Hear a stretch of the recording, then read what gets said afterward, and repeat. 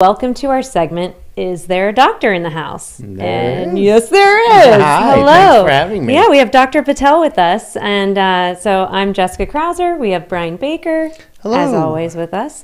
Happy National Parkinson's Awareness Yes, Month. Happy National Parkinson's Awareness Check Month. out, I have another, wait, where's, can't There see you it. go. There it is. It's the Very red cool. tulip, right? Which we think that's what it is. Yes, it We, is. we think that's what it, yeah. It's a red tulip. So April is Parkinson's Awareness Month, and April 11th is World Parkinson's Day, actually, if you didn't know that. So, but anyways, we are excited to have a movement disorder specialist, Dr. Patel, here from OhioHealth. Thanks for having me. To talk to us. Dr. Patel actually came and spoke at our gym, I don't even know, a couple months ago. Yeah. And Probably a while now. I actually met you right when I was diagnosed, Yes, because that's right. we had a young-onset community that would get Mm-hmm. together every once in a while, and you spoke to us. And I loved chatting with you. My husband did too, because you're very down to earth, and you just explain things in ways that we can understand. Right. So that's why we were kind of hoping, have you on and talk to us a little bit about Thank you so Parkinson's. much. And first of all, thank you guys for doing something like this, because this is literally what our community needs, and especially for younger patients or even older patients to sit down and listen to, is that as a Parkinson's doctor, I could talk to them and talk to them and talk to them, but ultimately they want to listen to people that have it and how to live day by day, and regardless of age, right? Like how to be active and what to be doing. The younger people who are trying to navigate work and kids and all of the above, and maybe hide their disease and not show their disease at work because it may cause an issue.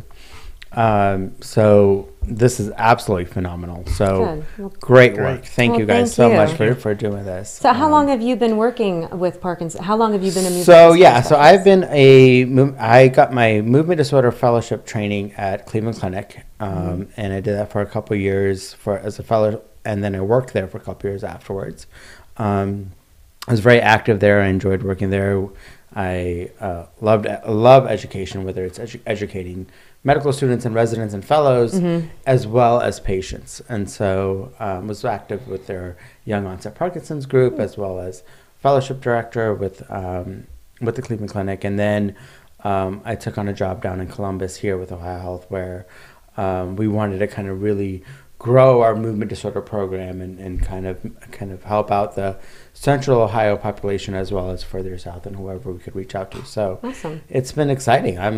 It's been a great opportunity for me here, and we've been growing and doing very well. And so, yeah, I'm enjoying it. Good. It's good. Yeah. Go ahead. Oh, I got all kinds of questions. Oh, okay. No, you go ahead. So what drove you to get into neurology? Neurology, it's really funny because I tell people when they ask me that, is I'm pretty sure I have undiagnosed ADD. I'm almost positive I do.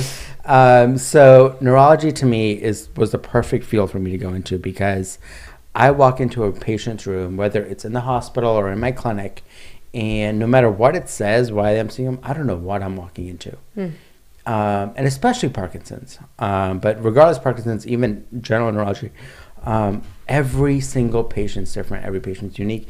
My whole day, every day is so different that it keeps my attention going. It keeps me going. And that fascinates me more than anything else.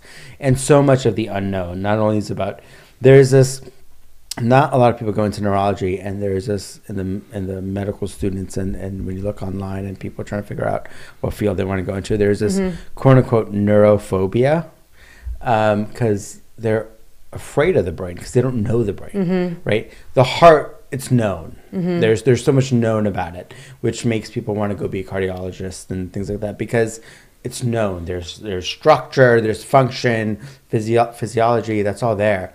With the brain, so much of it's unknown that it prevents people from going into that field.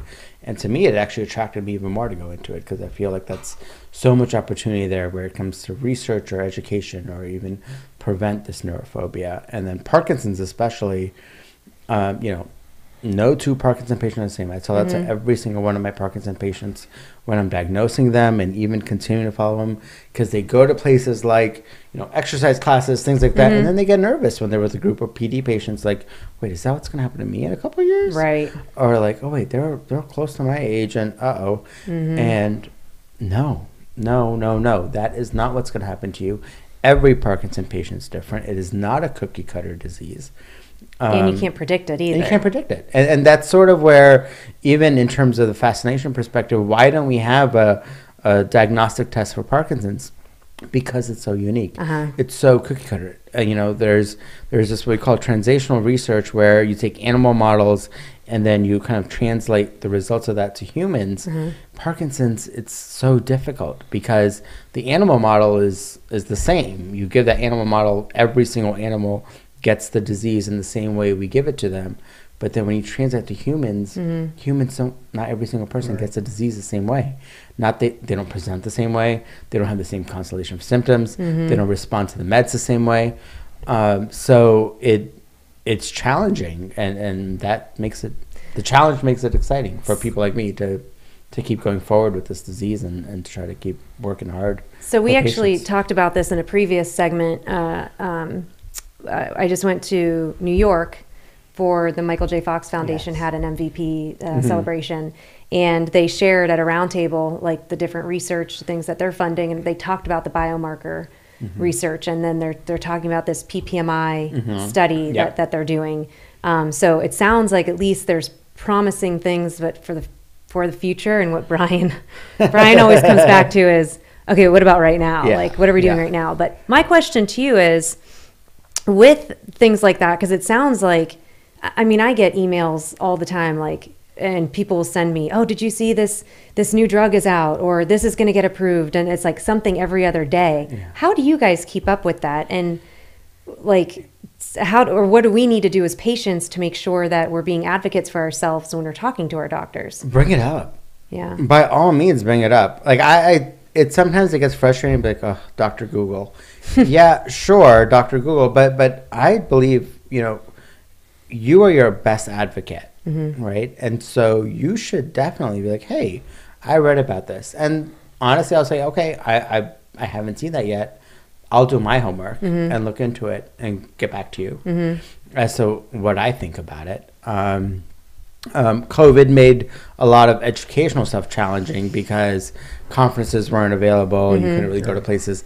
Now that we're kind of moving post-COVID era, we're able to now start up and go to conferences and go to things. This week, actually, while we're talking, the American Academy of Neurology is having their first in-person conference in Seattle. And so now things are starting to become much more, the educational stuff is spreading a lot more faster. And I think we'll see a lot more. I think the last couple of years, things have been kind of slow, but now that we're going to speed up, and I think a lot of exciting things are coming out in the near future. Do you Google a lot? I try not to. Really? No, because you always see the worst case scenarios when you Google. Yeah, but I mean to ask questions, or the latest things. No. You don't? No. Okay. But that's the thing, is that, remember, Parkinson's is so different, right? It's one of those diseases that it's so unique. Every person's different. So one person's experience with this that they're going to put on Google may not be what your experience is going to be like. However, does that mean you should not bring it up to your doctor? No. I think it's fair, but it also brings about the whole kind of conversation of, at what point do you see a movement disorder specialist, right? And so that's sort of where bringing it up to a movement disorder specialist, I feel like you're going to get a stronger answer in terms of background knowledge as to what this is, and so that's where there's that plus. So how often do you see misdiagnosis? Because, I think we've talked, and Jessica and I have talked before about, the thing that drives me crazy is when I talk to somebody that says, hey, I went to a general practitioner or a general neurologist, and he just threw a script at me for a sentiment and said, take as much as you want. Right. See if it works. Yeah, see if it works. And then they find out they don't have Parkinson's when they go see a movement disorder specialist. So talk to me a little bit about that process. So when I'm suspecting Parkinson's, I have this this standard spiel that I give every patient. And what I start off with is, I know I'm about to give them bad news that they may already be expecting, but it's like, okay, so first of all, what I could tell you is that there's no one that could say that me, you, anybody else 100% has Parkinson's disease unless you cut open your head, slice your brain in pieces, look at a microscope, right? So we don't have a blood test, we don't have MRI findings, nothing to say you have this, that means you definitely have Parkinson's disease. That at least breaks the ice a little bit. You may get a chuckle if they get the dad joke out of it, but if they don't, it's fine. But it at least gets them to kind of like, okay. And then you go into it in terms of, okay, you know, what I can tell you is, what do? We do about, what do you tell us? What is it we see whenever we examine you? First and foremost, you have to have slowed down. It takes you longer to get things done. With slowing down, there's either a tremor, stiffness, or walking difficulty. If you have at least two of those, we say you have Parkinsonism, and the number one cause of Parkinsonism is Parkinson's disease. However, there are lots of things that look, act, mimic like Parkinson's. There's not Parkinson's itself. And so when they come to a movement disorder clinic, I think as a specialist, our sort of radar is high to not only the bread and butter Parkinson's, but also what may or may not be. The truth is, the first few years of someone's disease, all of these things, they all look similar, whether it's Parkinson's or a different type of Parkinson's or a atypical Parkinson's. The first couple of years, everyone's going to be about the same. And it's going to take that 3-4 year mark before people start sort of spreading out and they start having unique symptoms that, no, this isn't really our typical bread and butter Parkinson's. We're more looking at something else.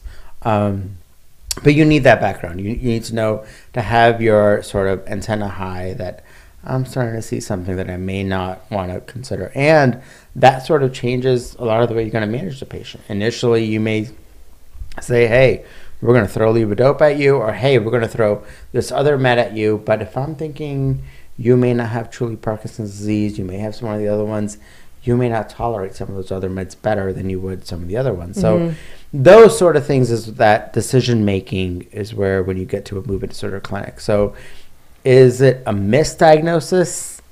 I'm not sure, but it's more of a sort of more specialized diagnosis with more specific treatment criteria that you want to navigate in on a patient that would make us unique. But somebody who was diagnosed by a physician other than a movement disorder specialist, would you tell that person to still go see an MDS? Yes. They would end up come seeing me. If a patient starts seeing me after they've seen a generalist, usually they'll just stay with me. So yeah. What is the main difference between an MDS and a neuro? So I've had a 2-year fellowship specifically in movement disorders, whether it's tremor, Huntington's, Parkinson's, you name it. That's my 2-year focus that I've done primarily in that, and I see those patients in and out. So when I see those patients constantly, you sort of now become much more, given the fact that it's not a cookie cutter disease, but when you see so many of them in a day, you start picking up on all the different nuances, which makes it so that you could treat your patients a little bit much more refined. You know the little nuances of when the meds should be given. With your symptomatic treatment, this isn't like, okay, 3 times a day does not mean morning, noon, and bedtime. I get that a lot, that they were given carbidopa-levodopa 3 times a day, and patients think 3 times a day is morning, noon, and night. And no one corrects them, nor when they follow up, they say, are you taking your meds? Yes, I'm taking my meds. The question isn't, are you taking your meds? What time are you taking your meds? You know, how often are you taking them? Do you feel it kicking in? How long does it last for? What's the interval? Those sort of things you get from a movement disorder specialist versus somebody else. Talking about carbidopa-levodopa, I think we may have talked about it before, or I've just heard a lot of people say they're scared of it. And it's because, you can have dyskinesia. So like, your shoulders rolling. Fox. Yeah. What everybody's used to seeing. Yeah. So what do you have a lot of patients that feel that way, and how do you approach them with that? Oh yeah. So when I'm diagnosing a patient, I also give them, they get a personal pamphlet from me, which has typed up by me my own, frequently asked questions and things like that. That is sort of the number one question, and they're afraid to go on levodopa. Truth of the matter is, carbidopa-levodopa to this day is the gold standard treatment for Parkinson's. It is the best treatment for Parkinson's, and it maintains to be the most effective treatment. And everything else that comes down the pipeline works to adjunct levodopa, right? That's the point of it. And the disease is slowly progressive. It is a slowly progressive disease. The disease will progress. Besides exercise, we have nothing else out there that has been proven to slow down the disease. That being said, so people are fearful, oh, well, if you're going to levodopa, that means I only have 5 years. No, the disease is still going to progress. It's how I'm going to use that levodopa, what I'm going to use along with the levodopa to help manage you, for you to continue having the best quality of life, which is our goal. Nobody dies from Parkinson's. You die with Parkinson's, not from Parkinson's. But it affects someone's quality of life. So we have to work together to improve and maintain the best quality of life. If putting you on levodopa is going to give you the best quality of life today, that's what we're going to do. And then we will work with levodopa in the future through adjunct treatments, through surgeries, what have you, whatever we need to do. But there's no timestamp. There is no expiration date of levodopa. That doesn't exist. It's just that the disease is progressing. That's actually what you told me and my husband when we were, I think you were there too at that young-onset meeting. And that was, I don't know why, that was like a light bulb for us, because it's like we heard it, we knew it was degenerative, but then, because I think we're so used to having other doctors say, or it's like when you take an antibiotic. Well, if you take it so many times, your body just gets immune to it. So everyone's like, carbidopa-levodopa, my body's going to get used to it, and then I'm going to need more, and then it's just not going to work.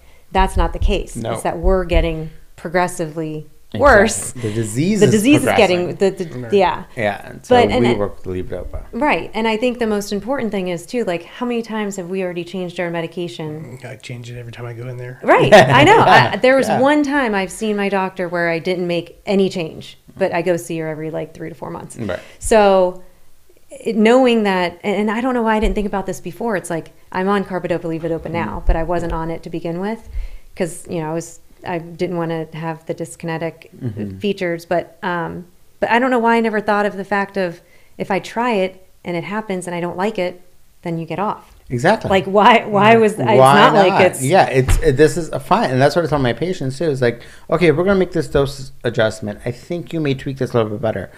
If you don't like it, you want to go back to where you were. Yeah. Okay. Be like, hey, I was happy here. You're the one that's living with it. I'm seeing you once every 3 months for a half an hour in my office, and I'm making a judgment call. But, you're the one day to day, or the significant other spouse. I ask them, you guys are there living with it. If you feel that the patient was better off on this or that, great. Go back to that. There's nothing. The only caveat is if you're going to tell me they were better off without exercising. That answer is no. Yeah. So it sounds like you're a proponent of exercise. Yes, like you're a proponent of exercise. A huge component of exercise. You will not do as well if you do not exercise. Yeah, I think Jessica I think you said it a while back. It's like, it makes sense. A movement disorder, you need to move. Yeah. If you don't use it, you lose it. Yeah, I mean, it totally makes sense. But it's like everybody, like, we should have a good diet, we should exercise, take your medications on time. On time. The difference is, I think, with Parkinson, so dopamine is our get up and go chemical, right? It's our, when it comes to whether it's addiction medicine or whether it's Parkinson's, whether it's mental health, dopamine is a very rewarding driving chemical. Parkinson patients lack dopamine.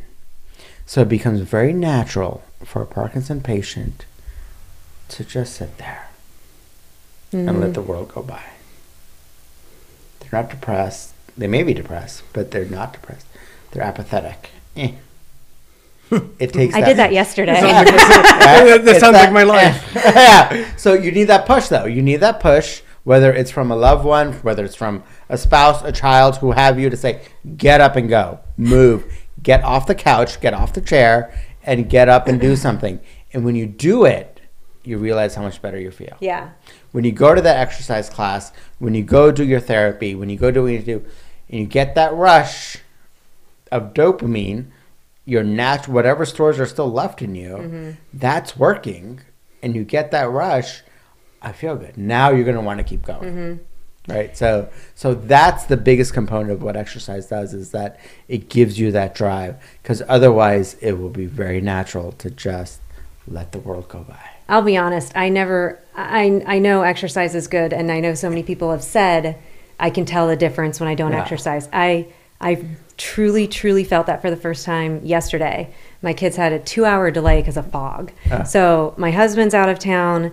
The kids have a 2-hour delay, so I kind of slept in. They leave for school, and it was, cloudy and dreary. Yeah. So I went back upstairs because I'm like, I am tired from the traveling that I did a couple days ago. And I laid there and I caught myself. I'm like, I need to get up. I need to go do something. But I'm like, I don't want to. I don't want to move. Yeah. I seriously stayed in my bed until 12:30. And the only reason I got up is because I had a call for work. So I'm like, I had a meeting and I got to look presentable. But it's like, it's like the weirdest thing. It's like, I wasn't depressed. There was nothing I was sad about, but I'm like, I just don't want to do anything. Yeah, it's weird. Yeah. So we talked a little bit about medication. What about surgery? Surgery is the advent of surgery, and the different types of surgery that are coming out for Parkinson's is so phenomenal for patients. And it really, because a lot of it comes down to, like we talked about, nobody dies from Parkinson's. So there is this, at what point do you consider surgery? What advantage is there for surgery? Is surgery a cure? No. Surgery is still a treatment option. It's still treating, it's still symptom control. The idea of whether it's a deep brain stimulator that you get that gives you the same benefit of levodopa without having that up and down, that fluctuation that happens as the disease advances, that's the goal. The goal is to give you that same advantage that the medication gives you without the potential fluctuations and side effects. Will you still need meds afterwards? Yes. But the idea is to decrease medication burden to be able to give you that sustained benefit. The asterisk to that is you'll get a little bit better tremor control from a deep brain stimulator. There's also pumps. Just like there are insulin pumps for diabetics, there are now dopamine pumps for Parkinson patients, right? Where you get levodopa, the same carbidopa-levodopa that you're taking orally, you get it in a pump that goes directly into your intestine where we want it to go, where we want it to be, to get infused directly into the bloodstream to give you that continuous benefit throughout the day. You get a constant infusion all day long. You wake up in the morning, you get a morning bolus, you get a consistent rate throughout the day. And at any point you feel like you're wearing off, you press a button, you get a bolus dose, and you're good to go. At the end of the day, you disconnect, you flush it with tap water, you go to bed. Nice. Huh. Right? So all sorts of different things that keep coming out. Knock on wood, hopefully by the end of 2022, or if not sooner, there's going to be even a newer subcutaneous 24-hour levodopa infusion that's coming through very soon. That you have 24 hours of levodopa in you. An infusion of levodopa all day long. And he was just complaining that there's nothing's coming right now. No, it's coming. It's coming. It's coming. Yeah. Now. Lots of things are coming out, whether, at what point do you use surgery, earlier the better, is earlier the better. The truth is, the biggest thing is we got to make sure you have the right patient. And the right patient is a Parkinson's disease patient. And that's, you need that 4-year mark to really make that diagnosis. Well, this was great. I'm so glad that you came on. Thank you so much. I actually love to have you come on again. My pleasure. If you ever want to, I am more than willing to, yes. I mean, anytime. We always have tons of questions. So, but thank you again. We really appreciate it. And thank you guys again for doing this. This is absolutely incredible. I think our patients as a whole will find this so beneficial. So thank you. Thank you. In our last 30 seconds, I'd like to leave you with this. If you've been diagnosed with Parkinson's by a general physician or a neurologist, I urge you to seek out a movement disorder specialist. They specifically focus on the care and the needs of Parkinson's and other movement disorders. There's not a one-size-fits-all with this disease. Parkinson's affects everyone differently, therefore the medications will react differently. You want a specialist who knows these medications well. As always, continue to be your own advocate, and thanks for tuning in. And thanks again for coming. Thank you. Thank you so much.